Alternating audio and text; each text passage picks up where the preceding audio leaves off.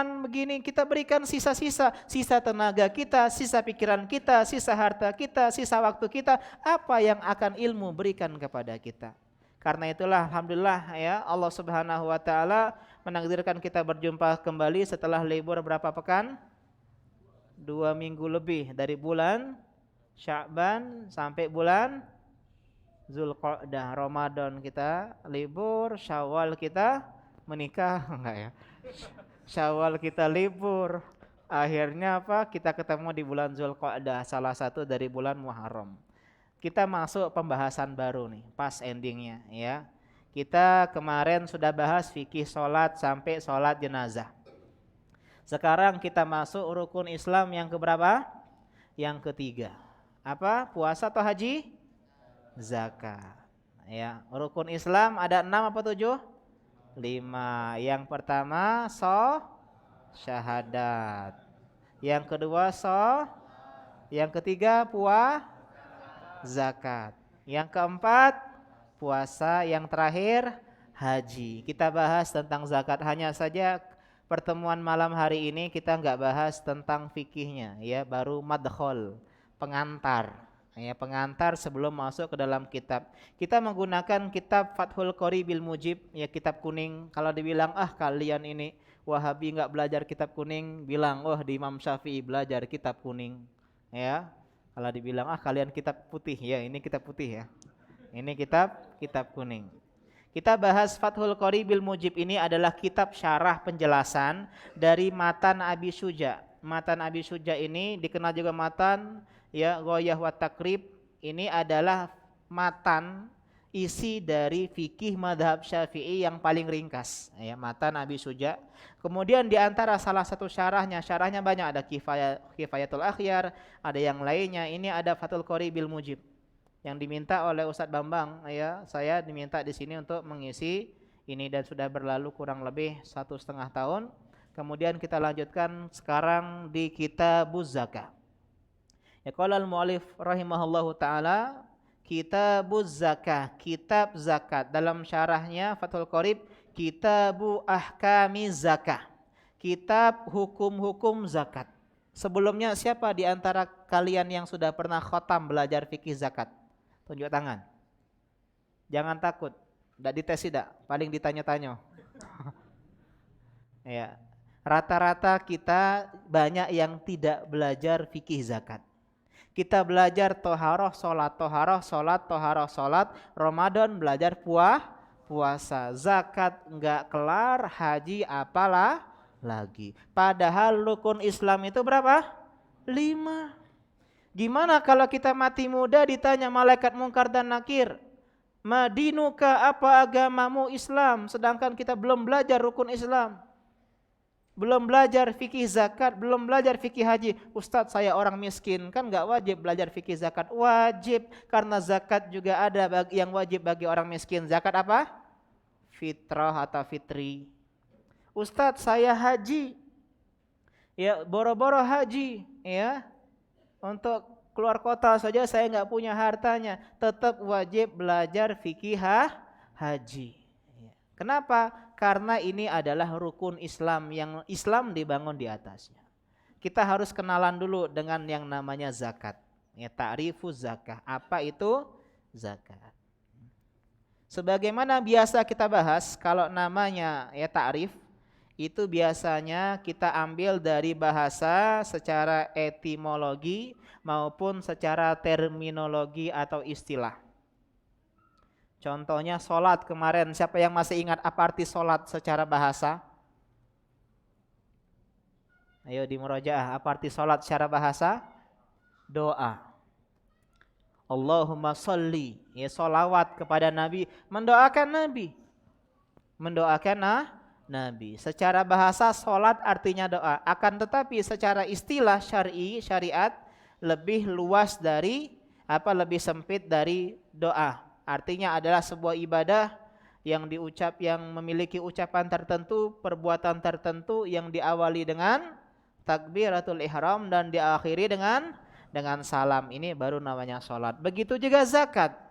Zakat secara bahasa artinya adalah an-nama atau az-ziyadah yang artinya tumbuh, berkembang, bertambah.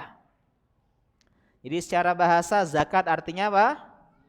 Ziyadah atau nama, bertumbuh, berkembang, bertambah.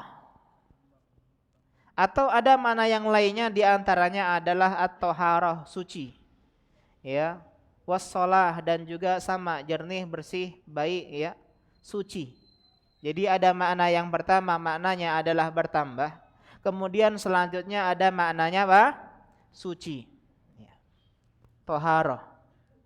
Kenapa? Karena zakat ini berkaitan dengan bertambah. Zakat itu mengeluarkan atau menambah secara kasat mata? Mengeluarkan. Yang namanya mengeluarkan berkurang.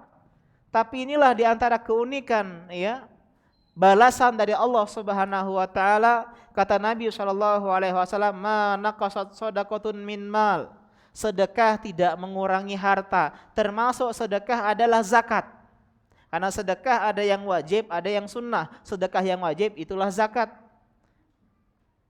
Tidak mengurangi harta, padahal secara kasat mata mengurangi harta.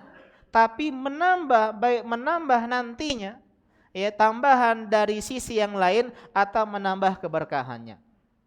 Kemudian selanjutnya suci. Kenapa? Karena di antara hikmah dari zakat menyucikan diri kita. Dari apalah kira-kira? Bakhil. Dari kekikiran, pelit, cemekean, getah basah. Kalau bahasa Palembang. Itu disucikan hati kita dengan cara kita keluarkan apa yang kita miliki. Jadi ini secara apa?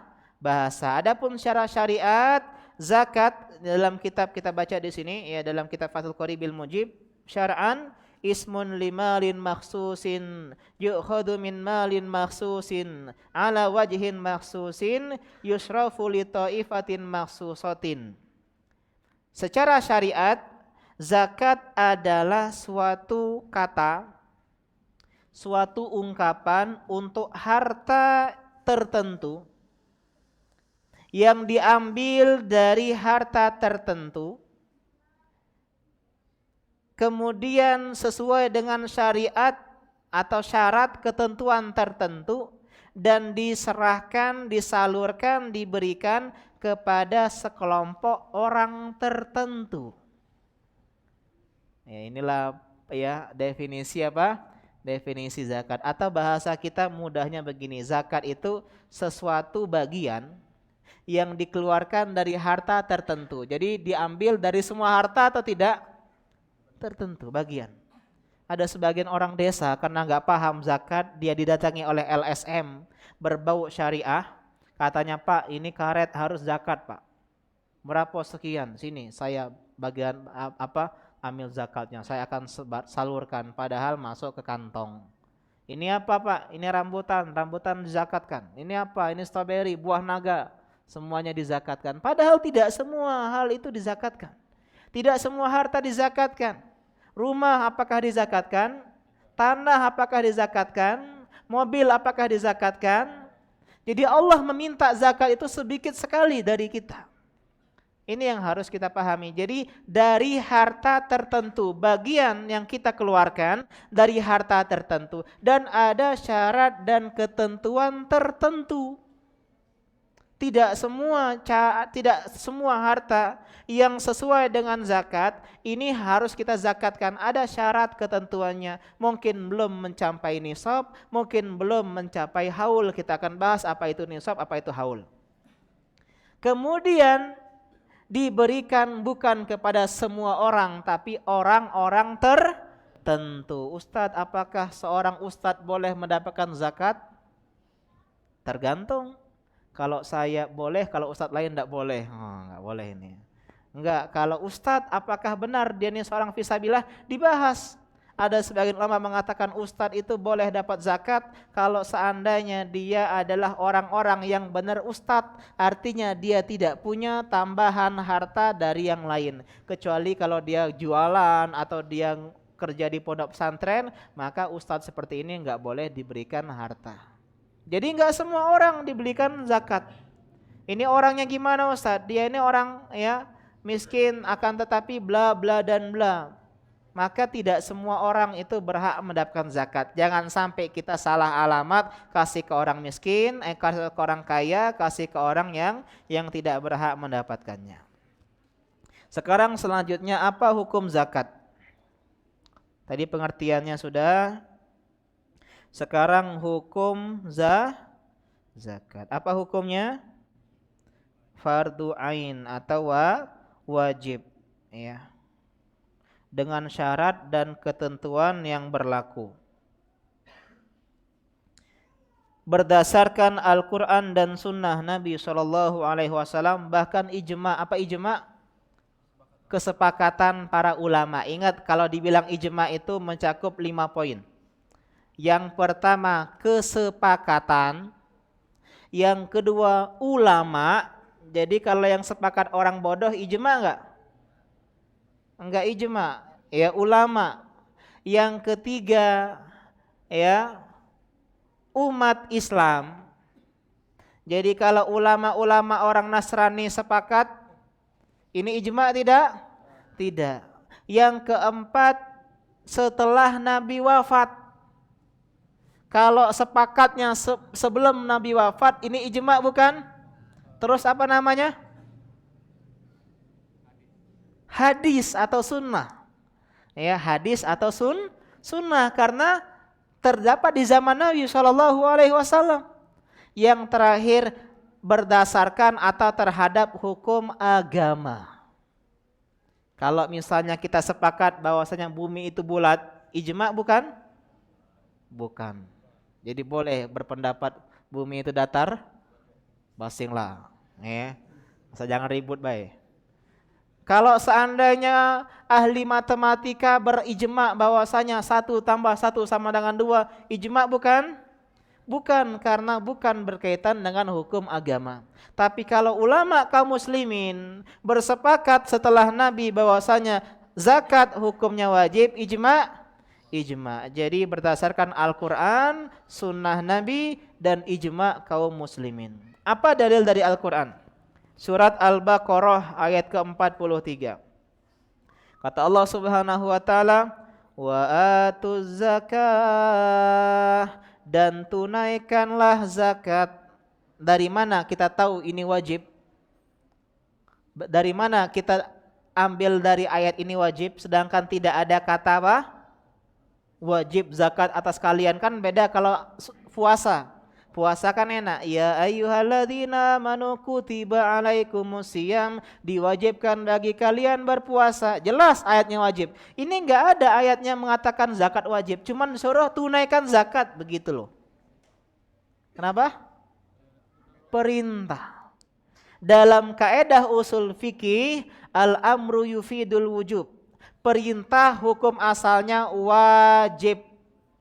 Perintah hukum asalnya wajib, kecuali ada yang menyelewengkan dari hukum wajib. Contoh, Nabi misalnya menyuruh kita untuk minum duduk. Misalnya, atau larangan minum berdiri. Kemudian Nabi minum berdiri. Berarti perintah untuk minum duduk wajib tidak? Tidak, kembali ke hukum sunnah. Jadi minum berdiri itu tidak haram, tapi sunnahnya duduk. Ya, ada sebagian ikhwan ngaji, ya ustadz makan tegak, stop, duduk.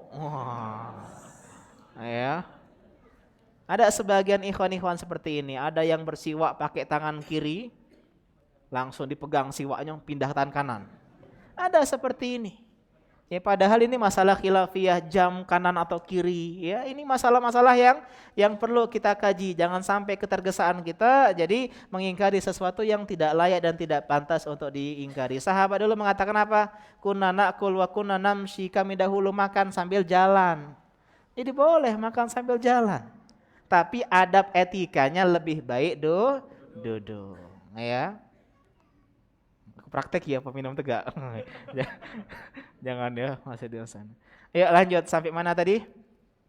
Sampai perintah dari ayat Al-Quran tadi. Kemudian diantaranya adalah surat At-Taubah ayat 103.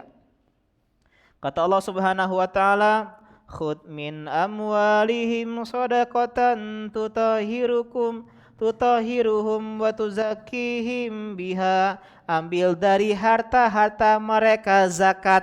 Jadi disuruh ambil harta mereka zakat untuk agar harta tersebut itu menyucikan mereka dan menyucikan, ya, membersihkan mereka dan menyucikan mereka dengannya. Maksudnya menyucikan dari apa?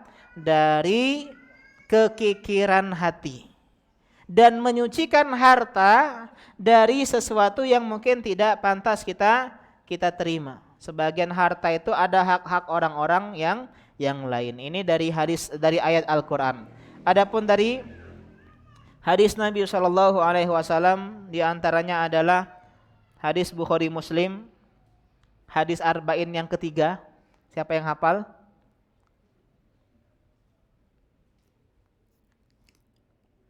Bismillah. Dari Abdullah bin Umar radhiyallahu taala anhuma, dari Nabi Shallallahu alaihi wasallam apa? Bunyal Islamu ala khamsin. Islam dibangun di atas 5 hal. Yang pertama apa? Syahadati alla ilaha illallah wa anna Muhammadan Rasulullah wa iqamis shalah wa itaiz zakah. Jadi ini diantara dalilnya Islam dibangun di atas 5 yang kita kenal dengan rukun Islam, pondasi Islam, dasar Islam. Yang pertama syahadat, yang kedua salat, yang ketiga zakat. Zakat. Kemudian Syekh di sini mengatakan dalam catatan kakinya, ya, wa hiya ahadu arkanil islami li hadzal khabar. Berdasarkan hadis ini disebutkan urgensi dan kedudukan zakat, dia adalah salah satu rukun Islam. Kapan diwajibkan? Furidat fi sanati tsaniyati minal hijrati ba'da zakatil fitri. Diwajibkan di tahun kedua Hijriyah. Berapa tahun sejak Nabi diangkat jadi Nabi? 2 tahun Hijriyah. Berapa? 15. Ahsanta. Ya, dapat apa ya? Dapat ini pena alfa nih pena. Ya. 15 tahun baru wajib zakat. Kenapa selama ini belum turun perintah-perintah agar mengokohkan keimanan? Karena itulah bagi teman-teman yang baru hijrah, baru ngaji, jangan lupa paling penting adalah kajian akidah, kajian tauhid.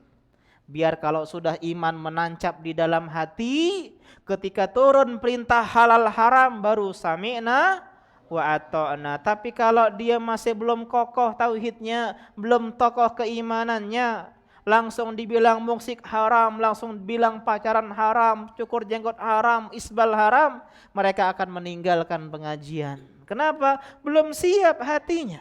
Apa dia kajian ini haram galo? Iya, ada yang dibahas yang boleh-boleh galo, pempek boleh, model boleh, tewan boleh. Lama pengajian kita selesainya. Bahas yang boleh-boleh baik. Yang dibahas itu yang tidak boleh. Kenapa? Karena yang boleh banyak, yang dibahas yang tidak boleh. Selain ini boleh. Kalau kita bahas yang boleh, boleh dan boleh, alang kebanyaknya. Tidur cak ini boleh, nguling cak ini boleh, ya kentut dalam banyu boleh. Ya. Jadi bahas sesuatu yang terlarang agar apa? Agar kita tahu selain ini artinya diperbolehkan. Ya. Karena yang dosa itu sedikit. Karena itulah ulama membuatkan kitab Al-Kabair, dosa-dosa besar, atau ada dosa-dosa, sisanya artinya bukan dosa. Sehingga apa? Sehingga lebih banyak yang tidak dosa sebenarnya, tapi kita lebih banyak berdosa. Itu diantara dalil-dalil ijma'nya banyak para ulama, Imam Nawawi, Ibnu Qudamah dan selainnya menukil ijma'nya zakat wajib hukumnya. Dan kalau sudah ijma' itu paling kuat Pak, ijma'. Kalau sudah ijma' itu sepakat, artinya benar-benar kuat hujahnya, kuat argumennya, tidak ada khilaf para ulama. Kalau udah ada ijma' enggak boleh dilawan. Ustadz tapi ya Profesor Fulan mengatakan jilbab itu tidak wajib. Kita bilang ijma' jilbab wajib. Nak profesor berapapun yang bilang tidak wajib, tidak bisa melawan ijma'. Ijma bahwasanya LGBT haram, ada profesor mengatakan LGBT boleh, tertolak ucapannya. Kita di antara tanda kajian ahlu sunnah wal jamaah, ya, ahlu sunnah adalah kembali merujuk kepada ijma kaum salaf, ijma ulama salafus soleh. Karena mereka lah orang terbaik yang kalau sudah sepakat tidak boleh diganggu gugat. Tidak boleh misalnya nikah beda agama, misalnya kalau perempuannya muslimah, maka nggak boleh seorang pun menggugat ini. Kenapa? Karena sudah kebenaran. Kata Nabi, la tajtami'u ummati ala dolalah. Enggak mungkin umatku ini sepakat di atas kesesatan, enggak mungkin. Kalau mereka sepakat, berarti kesepakatan itu pasti benar. Pasti benar. Kemudian di antara ya yang patut kita pelajari juga adalah, sampai jam berapa kita nih? Jam 10. Ya, kita bahas juga tentang masalah ya dari hadis Nabi SAW juga, yaitu hadis Mu'adz bin Jabal ketika diutus Nabi kemana? Ke Yaman. Ya, ke Yaman. Kata Nabi SAW, innaka ta'ti qauman ahlal kitab. Wahai Mu'adz, kau akan mendatangi kaum ahlul kitab. Suruh masuk Islam, syahadat. Kalau udah suruh salat. Kalau udah suruh bayar zakat. Tu'khad min aghniyaihim wa turaddu ila fuqaraihim. Diambil dari orang-orang kaya mereka, artinya zakat diambil dari orang kaya dan diberikan kepada orang-orang fakir, orang-orang miskin kepada mereka. Fa inhum ata'u lidzalik, tapi kalau mereka sudah sepakat, sudah setuju, sudah taat, wa iyyaka wa qara'ima amwalihim, hati-hati ngambil zakat. Jangan ngambil harta terbaik. Ingat kaidah kalau kita ambil zakat tidak boleh mengambil harta terbaik. Kita yang mau bayar zakat tidak boleh memberikan harta terburuk. Petugas zakat tidak boleh mengambil harta terbaik. Terus gimana? Yang sedang-sedang saja. Ya. Contoh misalnya saya peternak kambing, punya banyak kambing. Kemudian saya misalnya diberikan zakat, bayar zakat katanya 1 ekor kambing. Kemudian diambillah oleh petugas, dia cari kambing yang paling bagus. Enggak boleh dalam Islam. Iya wa qara'ima amwalihim. Tapi kita enggak boleh kasih kambing yang paling jelek. Jadi mana? Yang sedang-sedang saja. Ustadz, kalau saya mau kasih kambing yang terbagus, boleh enggak? Boleh. Ya. Akan tetapi kalau petugas enggak boleh ambil yang terbaik. Kenapa? Karena ini zalim. Wattaqi da'watal madlum. Hati-hati dari doa orang yang terzalimi. Fa innahu laisa bainaha wa bainallahi hijab. Karena doa orang yang terzalimi, diambil harta terbaiknya, ini enggak ada hijab penghalang antara dia sama Allah Subhanahu wa ta'ala. Kemudian kita bahas tentang hukum orang yang meninggalkan zakat. Orang yang enggak mau bayar zakat. Kita bahas hukum di akhirat dulu. Dalam surat At-Taubah ayat ke-40 34-35. Allah mengatakan, alladzina yagnizuna adh-dhahaba wal fiddah wa la yunfikunaha fi sabilillah fabashshirhum bi'adzabin alim yauma yuhma 'alaiha fi nari jahannam fatukwa biha jibahuhum wa junubuhum wa dhuhuruhum hadza ma kanastum li anfusikum fadhuku ma kuntum taknizun. Orang-orang yang mereka menyimpan emas perak enggak mau dibayar zakat, maka berikan kabar gembira. Berikan kabar gembira dengan azab yang pedih. Apa maksudnya ini? Ini ejekan. Ini celaan, ini bentuk peremehan. Kata Allah, berikan dia berikan dia kabar gembira dengan azab yang pedih. Artinya dihinakan. Dihinakan. Apa azabnya? Nanti emas dan perak yang mereka simpan dipanaskan di neraka jahanam. kemudian disetrika, yukwah, mikwah. Apa arti mikwah? Mikwah. Apa mikwah? Setrika. Ya, jadi dapat satu kosakata ya, mikwah, mikwah, mie goreng. Nah, mikwah artinya setrika, disetrika di atas di dahi, jidat mereka, di atas ya badan-badan mereka, di atas punggung-punggung mereka, dan dikatakan inilah yang dulu kalian simpan untuk diri kalian. Rasakan apa yang kalian simpan. Al jaza min jinsil amal. Nyimpan emas, nyimpan perak, tidak dibayar zakat, kata Allah di hari akhir nanti akan diazab dengan emas perak itu dipanaskan, dididihkan, kemudian diletakkan ke jidat dan ke badan mereka, waliyazubillah. Adapun hukum di dunia, maka ulama membagi tentang orang yang meninggalkan zakat, orang yang enggan bayar zakat. Yang pertama, dibedakan antara orang yang tinggal di negeri kaum muslimin, banyak ustadznya, banyak fasilitas belajar, banyak pengajian, dengan orang yang baru masuk Islam, kemudian dia berada di lingkungan yang jauh dari akses untuk belajar ilmu agama, jarang ada masjid, ustadz apalagi, internet nggak ada kuota, nggak ada pulsa. Atau orang yang tinggal di rimba, Tarzan misalnya, atau orang yang jauh pelosok pedalaman sehingga tidak bisa mengakses. Orang yang pertama, ya orang yang ini kedua dulu, yang tinggal di daerah jauh dari akses tadi, dia nggak tahu zakat itu wajib. Atau dia orang yang baru masuk Islam, nggak ada yang ngajari dia wajib zakat. Maka orang seperti ini diberi tahu apa tempe? Diberi tahu.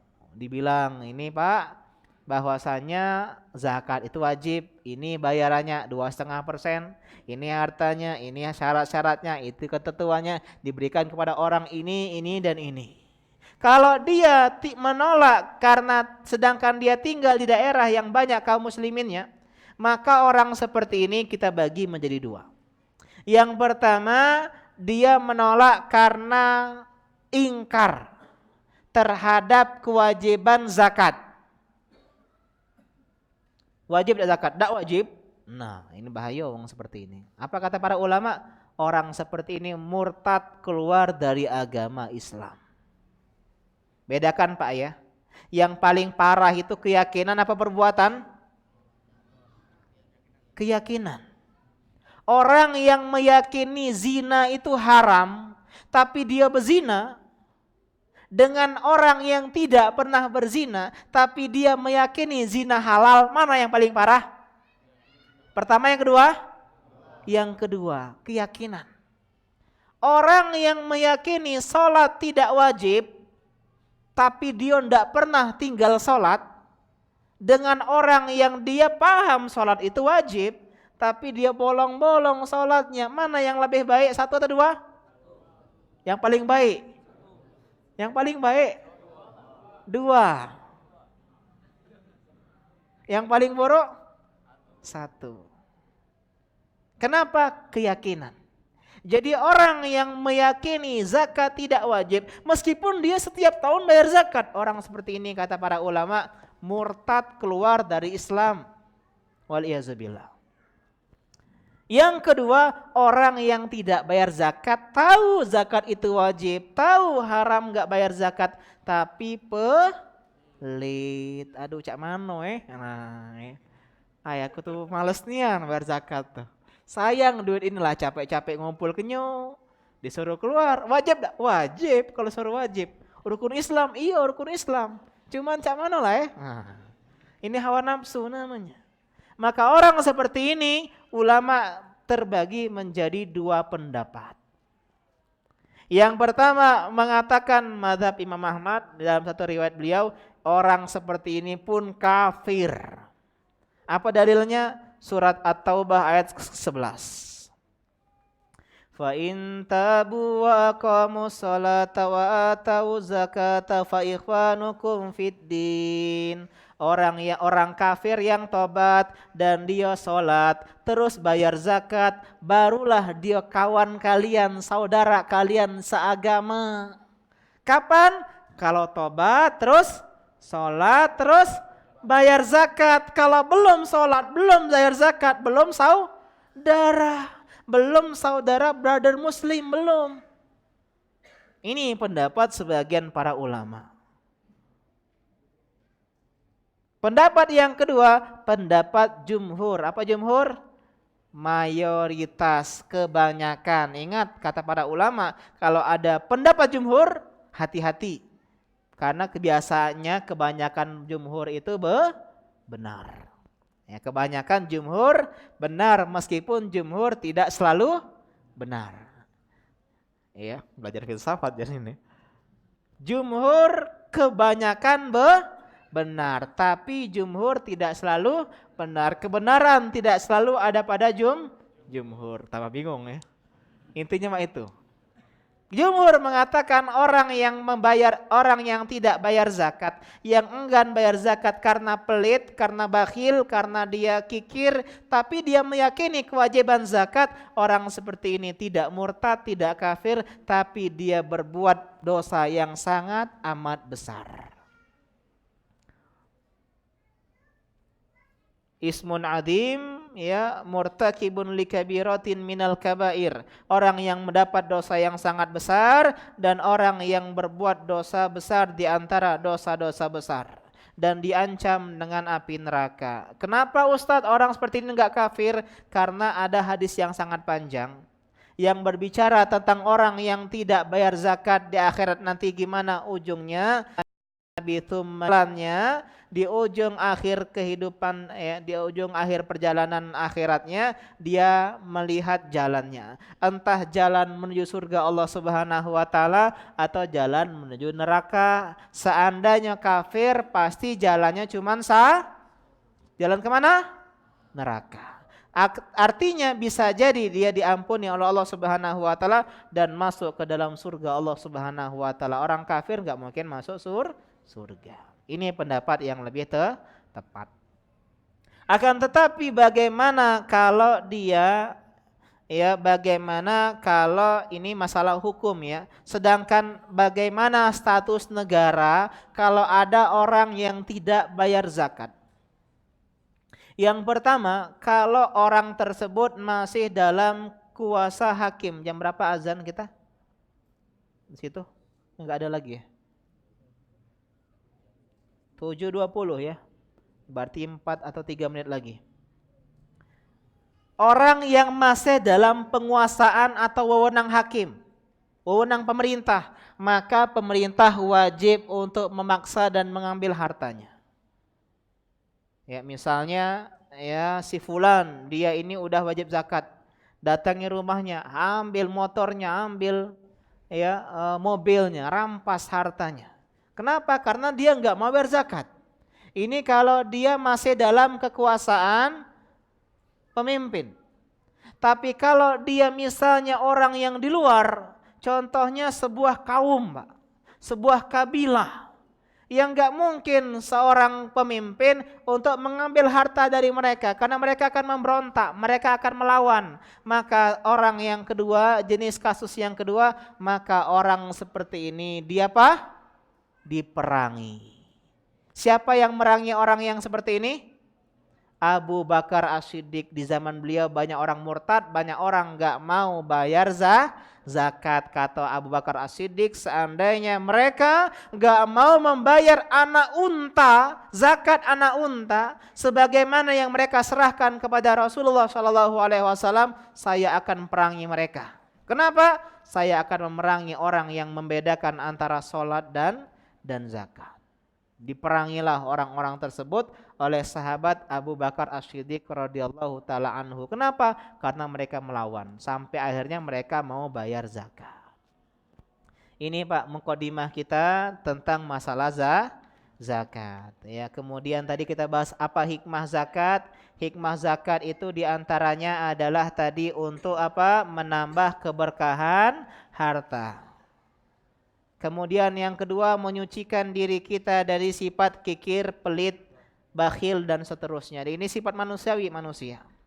Yang ketiga ini yang luar biasa Pak, menumbuhkan cinta dan kasih sayang serta solidaritas sosial di tengah masyarakat. Di antara sebab pribumi Nusantara, bangsa Indonesia memeluk agama Islam berbondong-bondong, di antaranya gara-gara syariat zakat. Di agama Hindu Buddha ada kasta-kasta Brahmana, Ksatria, apalagi seterusnya. Ya, di kasta-kasta yang lain ada kasta raja atau yang menengah garis ke bawah, tapi dalam agama Islam orang kaya malah memberikan harta kepada orang yang miskin. Sehingga mereka tertarik, Masya Allah, benar-benar luar biasa nih agama. Mengajarkan solidaritas sosial, mengajarkan cinta karena Allah Subhanahu wa taala, mengajarkan antara kerukunan ya hidup masyarakat baik orang yang strata sosial tinggi maupun strata sosialnya rendah, orang yang kaya maupun orang yang tak berharta, orang yang kaum doheb maupun orang-orang yang fakir miskin papa. Ini semuanya digabungkan, tidak ada yang beda hanyalah inna akramakum indallahi atqakum. Ya, kita azan dulu, kita akhiri. Sudah masuk ya? Sudah masuk? Ya masuk ya, karena jam mana rusak jadi nggak bisa ini mestinya ada. Ya kita akhiri, subhanaka Allahumma bihamdika asyhadu alla ilaha illa anta astaghfiruka wa atubu ilaik. Wassalamualaikum warahmatullahi wabarakatuh. Bismillah.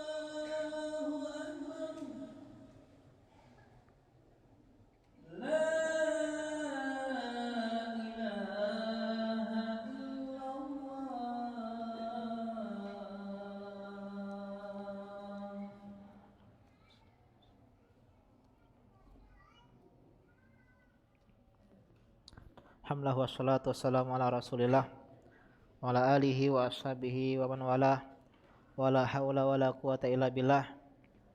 Ya, kita lanjutkan kembali. Jadi kesimpulannya pada hari ini kita sudah bahas tentang pengertian zakat baik secara bahasa maupun secara istilah. Kemudian kita sudah bahas hukum zakat.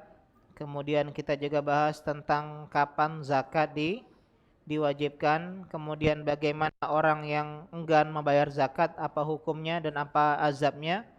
Dan kita juga bahas tentang masalah hikmah disyariatkannya zakat. Adapun keutamaannya banyak sekali keutamaan zakat, ya. Di antaranya adalah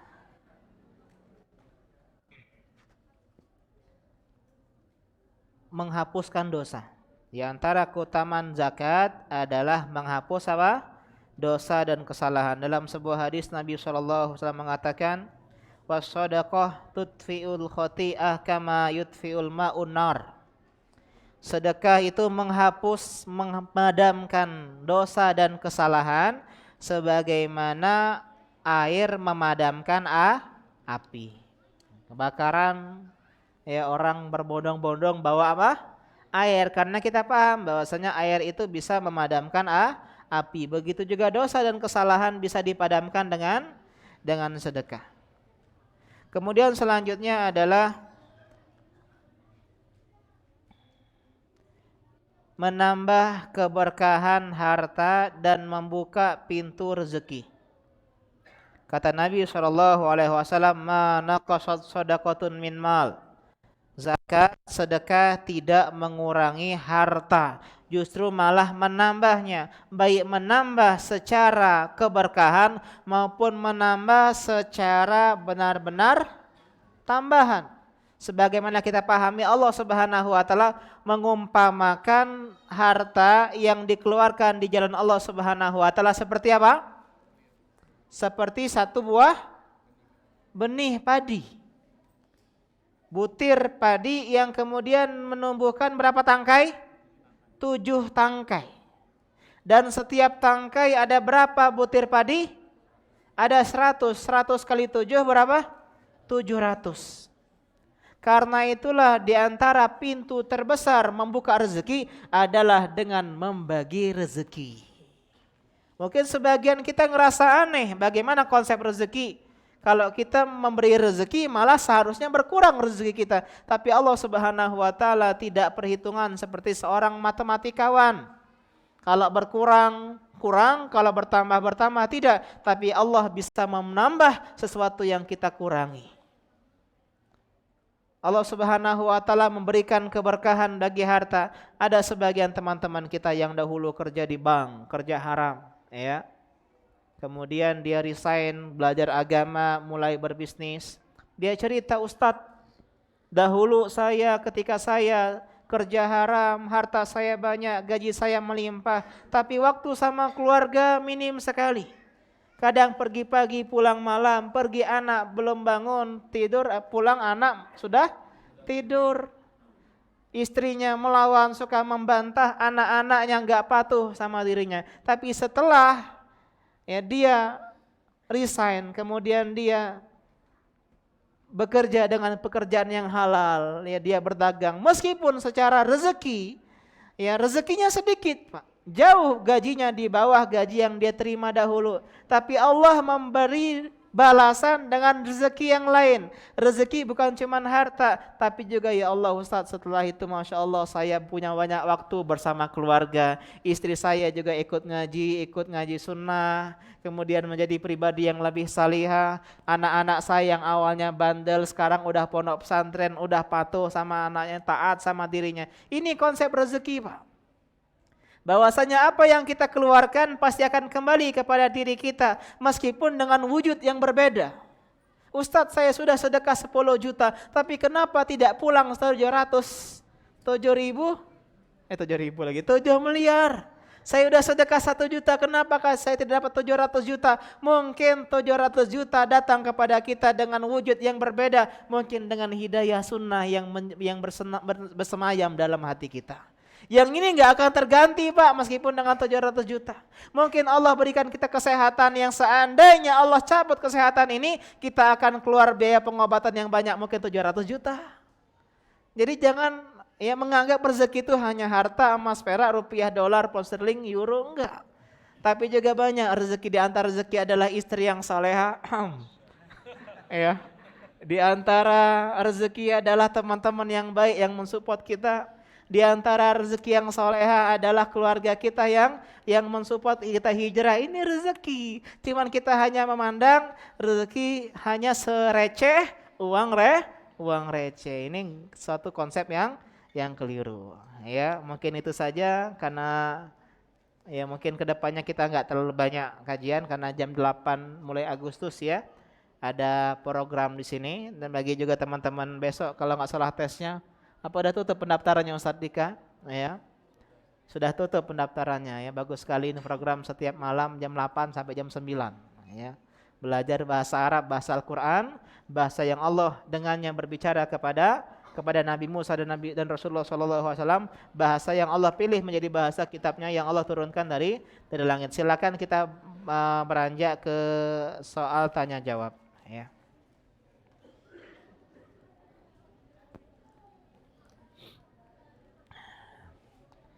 Afwan Ustadz, melenceng dari tema. Misalkan saya mau masuk perusahaan dengan cara menyuap, nyogok, riswah, apakah gaji yang saya dapat di pekerjaan itu haram? Ini pertanyaannya, mau masuk, maka saya akan bilang haram. Kalau sudah masuk, maka jawabannya mungkin akan beda. Ada sebuah kasus.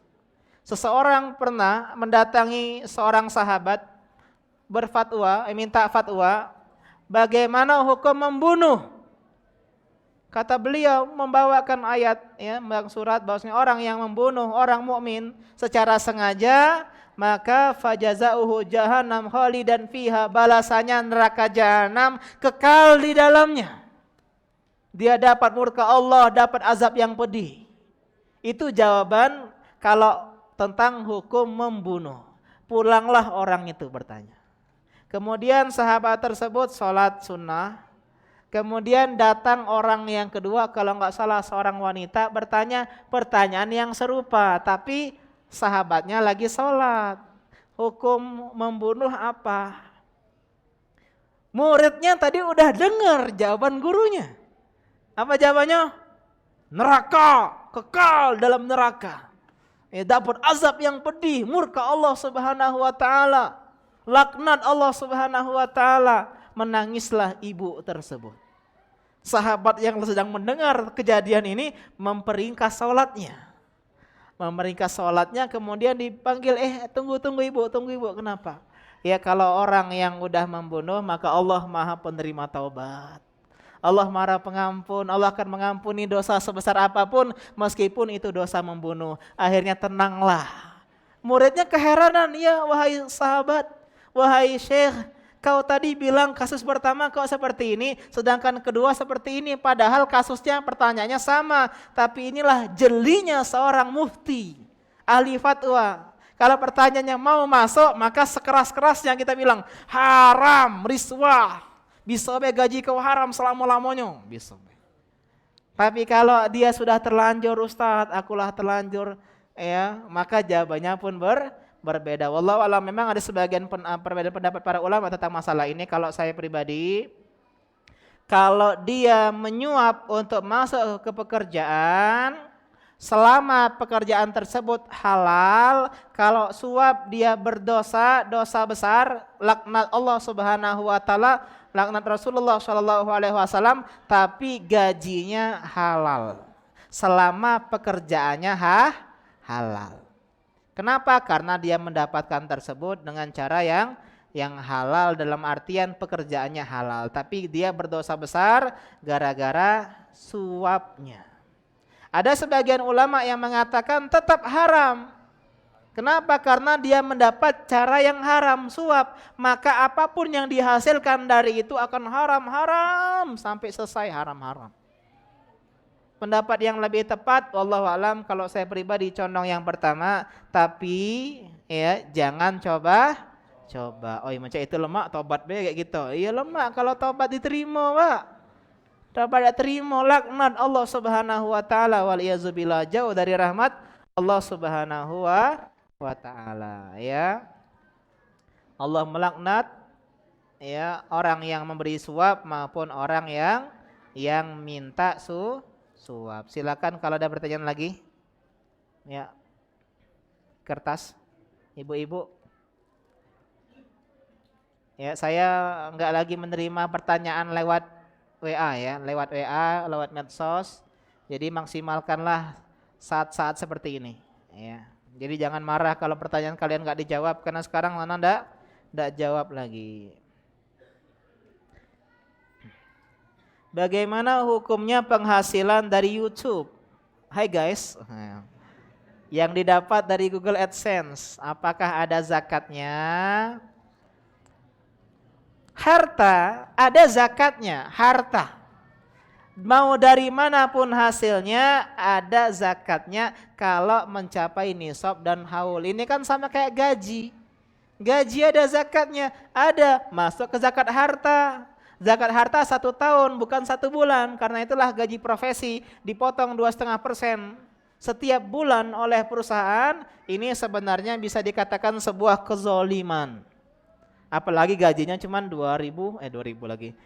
Gajinya cuma 1.000.000 dipotong 2,5%. Zakat profesi manwado, gaji 1.000.000 zakat profesi kena. Kalau gajinya 50 juta mungkinlah taruhlah sebulan. Apa hakim 20 juta, ada sebagian ulama berpendapat demikian. Ya, tapi apa? Tapi itu masuk ke zakat harta, bukan zakat profesi. Ya, bukan zakat gaji. Begitu juga yang kita dapatkan dari YouTube. Kalau memang kontennya benar, kemudian apa? Bisa memilah-milah iklannya, kemudian apa? Kemudian ya masih banyak syarat-syaratnya ya. Jadi baiknya main YouTube silakan ya, kalau bisa jangan AdSense, kecuali bisa dipilah iklannya dan konten kita adalah konten-konten yang bermanfaat kayak dakwah, nggak masalah. Noh, kau ngapa ada fikih nikah ini?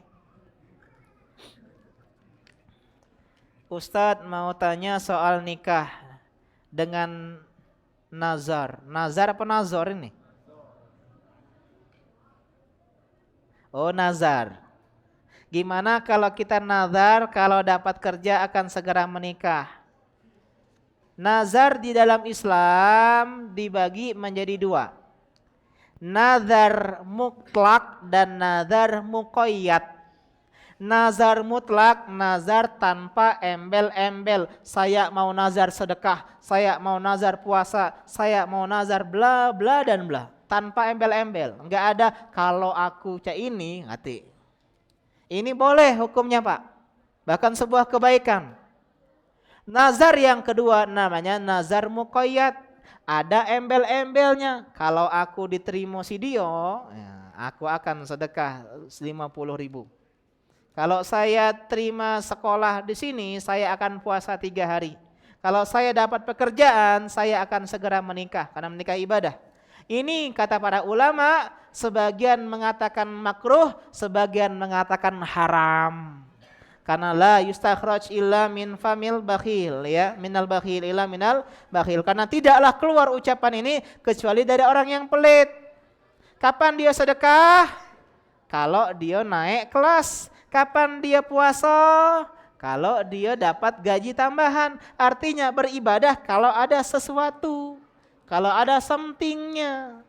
Tapi meskipun pendapat yang lebih tepat ini makruh, kalau sudah dilafalkan, sudah dilisankan, wajib dipenuhi. Karena di antara ciri-ciri al-abrar, orang-orang yang baik adalah yufuna bin nadri, orang-orang yang menepati nazar-nazarnya. Ya, karena nazar seperti janji, aufu bil uqud, tunaikan janji-janji kalian. Dan jika kita udah dapat kerja tapi jodoh belum dapat, gimana Ustadz? Yang penting kita sudah nyari, ya, yang penting kita sudah nyari, ya. Karena itulah jangan sering-sering nazar, jangan sering-sering nazar. Wallahu taala alam. Semoga Allah mudahkan jombloan-jomblowati di majelis ini. Amin ya rabbal alamin. Tidak harus nunggu Syawal tahun depan, ya, masih lama.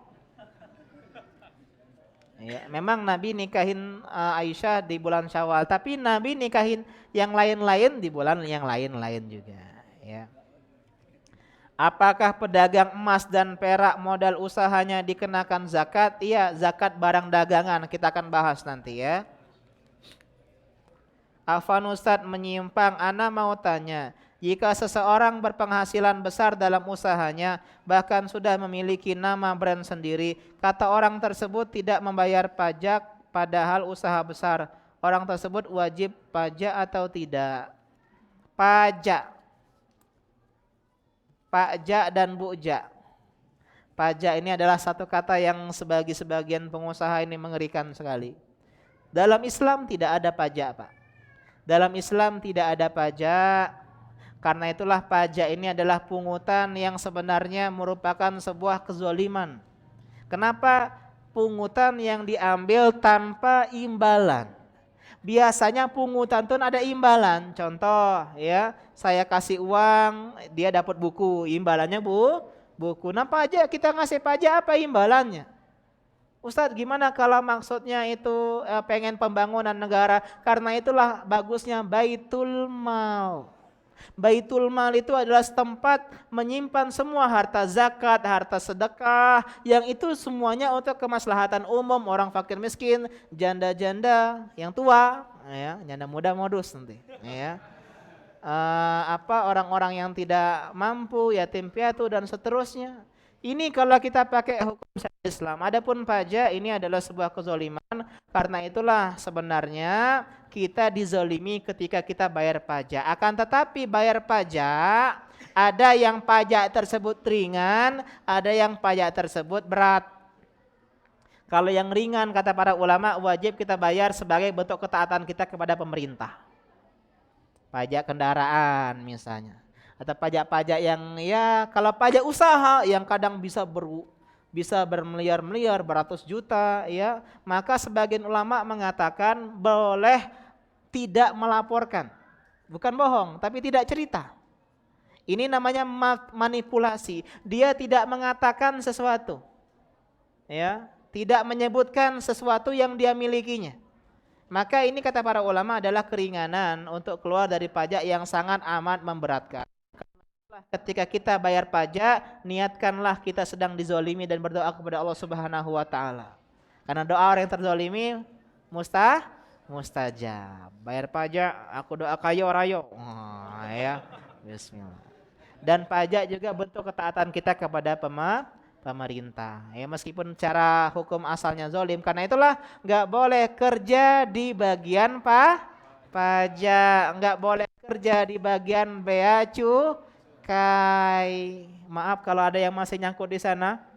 Ya, kata Nabi SAW, meskipun hadis ini dikritik oleh para ulama, la yadkhulul jannah sahibu maks.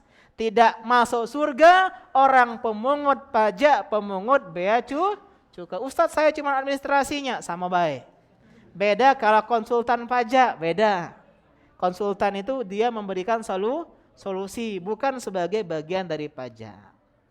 Nah, sebagian anak pernah dulu ngurus di pajak, masya Allah, orang-orang pajak pada berjenggot, pada cingkrang sebagian, tapi memang berat untuk keluar dari sana. Kenapa? Karena gajinya besar. Ya, semoga Allah berikan ya hidayah bagi mereka semua. Kita pun kalau diuji kayak mereka, mungkin kita juga nggak lulus ujian. Ya, kita ini karena nggak jadi pajak aja nih, ketawa-tawa. Cuma jadi pajak. Nah, kau kriget pula gitu ya. Begitu ya, kita akhiri sudah 7:45. Subhanaka Allahumma wa bihamdika asyhadu an la ilaha illa anta astaghfiruka wa atubu ilaik. Wassalamualaikum warahmatullahi wabarakatuh.